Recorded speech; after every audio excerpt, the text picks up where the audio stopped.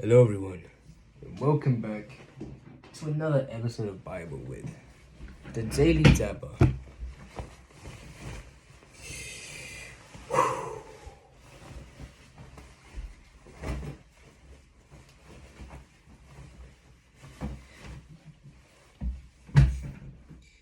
Last time on Bible with Chapter Z,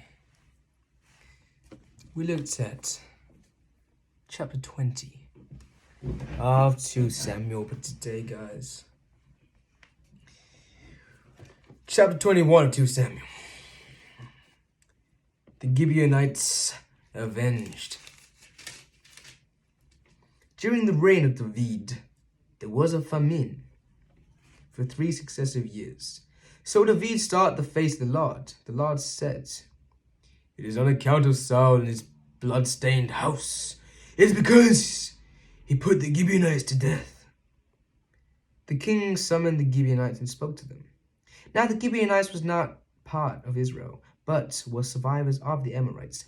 The Israelites had sworn to spare them, but Saul, in his zeal for Israel and Judah, had tried to annihilate them. David asked the Gibeonites, "What shall I do for you? How shall I make atonement so that you will be blessed, the Lord's inheritance?" The Gibeonites answered him, "We have no right to demand silver or gold from Saul and his family, nor do we have the right to put anyone in Israel to death. What do you want me to do for you?" Okay. "What do you want me to do for you?" David asked. They answered the king, "As for the man who destroyed us and plotted against us, so that we have been decimated and have no place anywhere in Israel, let 7 of his male descendants be given to us, and be killed, and their bodies exposed before the Lord at Gibeah of Saul, the Lord's chosen one." So the king said, "I will give them to you." The king spared Mephibosheth, son of Jonathan, the son of Saul, because of the oath before the Lord between David and Jonathan, son of Saul. But the king took Ammoni and Mephibosheth, the 2 sons of Aiah's daughters of Rizpah, whom she had borne to Saul, together with the 5 sons of Saul's daughter Merab, who she had borne in Adriel, son of Bazali, the Mehilalel. He handed them over to the Gibeonites, who killed them and exposed their bodies on a hill before the Lord. All 7 of them fell together. They were put to death during the first days of harvest, just as the barley harvest was beginning. Rizpah, daughter of Aiah, took sackcloth and spread it out for herself on a rock. From the beginning of the harvest till the rain poured down from the heaven on the body, she did not let the birds touch them day by day, or the wild animals by night. When David was told that Aiah's daughter Rizpah, Saul's concubine, of Saul and his son Jonathan, from the city of Jabesh Gilead, they had stolen their bodies from the public square of Bethshan, where the Philistines had hung them after they struck Saul down at Gilboa. David brought the bones of Saul and his son Jonathan from there, and the bones of those who had been killed and exposed were gathered up. They buried the bones of Saul and his son Jonathan in the tomb of Saul's father Kish, at Zelah and Benjamin, and did everything the king commanded. After that, God answered the prayer on behalf of the land. Wars against the Philistines. Once again, there was a battle between the Philistines and Israel. David went down with his men to fight against the Philistines, and he became exhausted.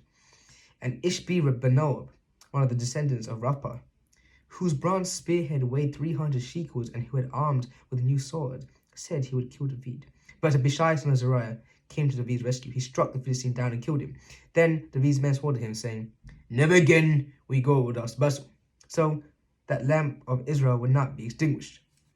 In the course of time, there was another battle with the Philistines at Gob. At the time, Sibbecai, the Hushite, killed Saph, one of the descendants of Rapha. In another battle with the Philistines of Gob, Elhanan, son of Jair, the Bethlehemite, killed the brother of Goliath, the Gittite, who had a spear with a shaft like a weaver's rod. In another battle, which took place at Gath, there was a huge man with 6 fingers on each hand and 6 toes on each foot, 24 in all. He also was descended from Rapha. He taunted Israel. Jonathan, son of Shimea, David's brother, killed him. These 4 were the descendants of Rapha and Gath, and they fell at the hands of David and his men. Well, guys, thank you all for listening. It's been a pleasure. I am the Daily Dabber, and this is